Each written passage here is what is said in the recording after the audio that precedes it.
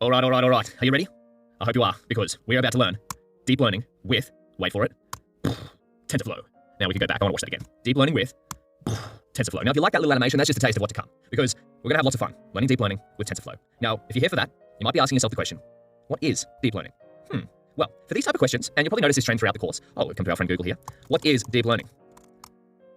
Oh, there we go. A type of machine learning based on artificial neural networks in which multiple layers of processing are used to extract progressively higher level features from data. Whoa, there's a lot going on there. You might be thinking, Daniel, why did we go straight to Google at the beginning of this course? Well, for questions like this one, where there's some sort of definition, this is what I want you to do. If you're not sure what it is, I want you to search for it and do some research, because what we're going to be focused on in this course is getting hands-on as quick as possible. So we're going to be writing lots of code. So let's come into my definition of machine learning for this course. Machine learning is turning things, data, into numbers and finding patterns in those numbers. And you might be thinking again, now Daniel, I've signed up to this deep learning with TensorFlow course. Why have you got machine learning there? Well, we'll answer that question in a second. But in terms of finding patterns, how does this happen? Well, the computer does this part. How? Code and math. Now, we're going to be writing lots and lots of code to do this. More specifically, code or deep learning code with TensorFlow. So let's have a look at machine learning versus deep learning. We have this fun little diagram that you might also find on Google. There we go. Artificial intelligence, machine learning, deep learning. There we go. Very similar one here. So if we have the broad field, that is artificial intelligence. So trying to get a computer to think for itself. And now if we have machine learning, which comes under artificial intelligence, remember the definition for machine learning from before was writing code for a computer to figure out patterns in data. Well, deep learning is usually considered a subfield of machine learning. So this is about all you need to know for the time being. I mean, if you want to do your own research, what deep learning is, go ahead and do that. But again, with this course, we're going to be focused on getting hands-on writing deep learning code. So if we come here, what's the difference between traditional programming versus machine learning or deep learning programming? So with traditional programming, you might start with some inputs. You might code up a bunch of rules. In our case, we've got our favorite Sicilian grandmother's chicken dish here. And she's got this recipe, and she knows it off by heart, and she's passed it on to you because you want to host a dinner party at your place and invite everyone over. So you might start with the inputs, which are the ingredients. We've got some vegetables here. We've got the chicken, of course, and we've got the rules. This is what we have to do. Cut the vegetables, season the chicken, preheat the oven, cook the chicken for 30 minutes, add vegetables. And then, if you've done all this correctly, you'll get this beautiful output. But where machine learning algorithms usually differ is that you'll start with the inputs and the ideal output. So this is the major difference here. We're going to be very familiar with this concept of inputs and outputs by the end of the course. And so what happens with the machine learning algorithms, you'll show it examples of what the inputs look like and what the ideal outputs look like. So this is a beautifully cooked chicken here from this input. So you'll start with this, and then the algorithm will figure out, hopefully, the ideal rules to get from this input to this output. All right, so that's the machine learning in a nutshell. The next video we're going to cover, why use machine learning or deep learning? So now we've got a little conceptual overview of deep learning, very brief. The next question to answer is, why would we want to use machine learning or deep learning? So the good reason is, why not? I mean, you might have seen what machine learning is capable of. You might have heard of the power of deep learning, the power of artificial intelligence, and just all the problems we've got in the world. Why not we just use it? Maybe.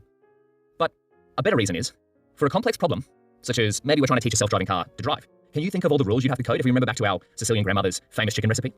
Maybe you can code up the rules for that, such as preheat the oven, cut up the vegetables, cook the chicken for 30 minutes. But in terms of self-driving car, when you go for a drive, do you think about the rules in your head, or do you just drive? You need stop signs, you need traffic lights, you need what to do for another car. You can imagine how that problem gets quite out of hand pretty quickly.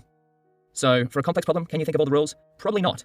And so I found this great comment on one of my YouTube videos here, the 2020 Machine Learning Roadmap, so be sure to check that out if you haven't checked it out. This is from Yashui. I think you can use ML, so machine learning. If you see ML throughout this course, it's machine learning, for literally anything, as long as you can convert it into numbers and program it to find patterns. Literally, it could be anything, any input or output. Oh, we've seen that again, input or output from the universe. Wow. Important piece to note here is, as long as you can convert it into numbers. Now again, if you're reading this and you're like, Daniel, this doesn't make sense, I've never experienced deep learning before. Don't worry, we're going to have plenty of practice throughout the course. But here's the exciting part. I think you can use ML for literally anything, as long as you can convert it into numbers. I want you to keep that sentence in your head. However, when should you not use machine learning? If you can build a simple, rule-based system, or actually maybe not very simple if you're building a complex software product, that doesn't require machine learning, do that. Where's this come from? Well, this is from a very wise software engineer. It's actually rule 1 of Google's machine learning handbook. So this is our first external resource for the course. There's going to be a bunch of these, so don't worry, I'll link them to wherever you need them. So this is the rules of machine learning. Best practices for ML engineering. We're not going to go through this, but I'm going to link to this. If you want to read through this in your own time, feel free to do so. This is a very exhaustive resource to get you up to scratch on how Google thinks about using machine learning. So we'll come back. So yeah, if you think about using machine learning, but you think you can code up a simple rule-based system, you should probably do the rule-based system rather than machine learning. So what is deep learning good for? Problems with long lists of rules. So when the traditional approach fails, machine learning / deep learning, again, whenever you see throughout this course machine learning / deep learning, you can kind of think of them as the same thing, may help. Continually changing environments. So if the problem you're trying to solve is constantly changing, the information you're dealing with is continually changing. The good thing about deep learning is that it can adapt to new scenarios. So if the problem you're working on changes, you can train another deep learning model on those changes. Discovering insights within large collections of data. So imagine the problem of trying to take photos of food and identify what's in that photo. Can you imagine trying to handcraft the rules for 101? So you just wanted to start with, you were building an app called 101 dishes. So you've got maybe spaghetti, ramen, steak, eggs, kale, coffee. Can you imagine trying to handcraft the rules for what 101 different kinds of food look like? I can't. Now, what is deep learning not good for? Typically, again, take this with a grain of salt, because as you'll see, as you get deeper into your deep learning journey, you'll see there are lots of ways, if you're stuck on a certain problem about what we're about to see on this slide, you can kind of formulate ways to circumvent that problem. When you need explainability. So the patterns learned by a deep learning model, again, we haven't seen these, or we will get familiar with them, are typically uninterpretable by a human. So if a deep learning model is finding lots of patterns in numbers, which we'll see throughout this course, typically those patterns are quite hard to interpret once you look at them. when the traditional approach is a better option. Remember, if you can accomplish what you need with a simple rule-based system, you should probably do that. When errors are unacceptable. So since the outputs of a deep learning model aren't always predictable, meaning they may contain errors, maybe deep learning isn't your best option. If you need a software system to do the same thing every single time, potentially a non-deep learning based system is what you're after. And when you don't have much data. So deep learning models usually require a fairly large amount of data to produce great results. However, we'll see how to get great results without huge amounts of data. So as I said, typically not good for. There are ways to kind of try and circumvent these points here. So let's have a look again. Machine learning versus deep learning. So in terms of when to use machine learning versus deep learning, traditional machine learning algorithms have typically performed best on structured data. So what I mean by structured data is data or information you can find in an Excel spreadsheet or a Google Sheets. So you've got rows and you've got columns. So this is clearly row 2, for example. We've got car sales, we've got a make, we've got a color, we've got odometer, doors, and we've got a price. So maybe we want to build a deep learning model or a machine learning model to take these parameters here, which are often referred to as features. So columns, features, make, color, odometer, doors, and predict the price. Whereas deep learning typically performs better on unstructured data, such as natural language text, or in the case of we wanted to build our Food 101 application to take photos of food and identify what's in that food.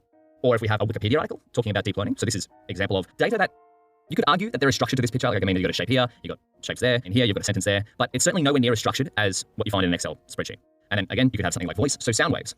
If we go here, we'll dig a little deeper into the structured versus unstructured data. Let's have a look at some of the most common algorithms you're going to come across in the machine learning and deep learning world. Of course, this slide only goes through just the names of the algorithms, but we're going to be getting hands-on with building some of the most common deep learning algorithms you see coming up in a minute. So on the machine learning side of things, you might have the random forest, the naive Bayes, nearest neighbor, support vector machine, and many more. And since the advent of deep learning, these algorithms here are often referred to as shallow algorithms. Now, what that means for now is not too important. I just want you to start getting familiar with some of the terms you're going to hear in the machine learning and deep learning world. So when they come up, you're not going, wow, what does this mean? Now, on the deep learning side of things, we have neural networks, fully connected neural networks, convolutional neural networks, recurrent neural networks, and the transformer architecture is a fairly new one that's only come out in the last couple of years. And for this course, we're going to be focused on building these 4 type of neural networks here with TensorFlow. These are kind of like the bedrock type neural networks, the ones that a deep learning field over the past decade or so has been built on top of. And again, if we're looking at through the structured data versus unstructured data paradigm, these algorithms here, the machine learning algorithms, are typically better performing on structured data, whereas neural network type architectures are typically better performing on unstructured data. However, depending on how you represent your problem, many algorithms can be used for both structured data or unstructured data. Now, we've covered the names of a few types of different neural network architectures, so you're probably wondering, or the question in your head is probably, what exactly are neural networks? So let's tackle that in the next video. All right, so in the last video, we saw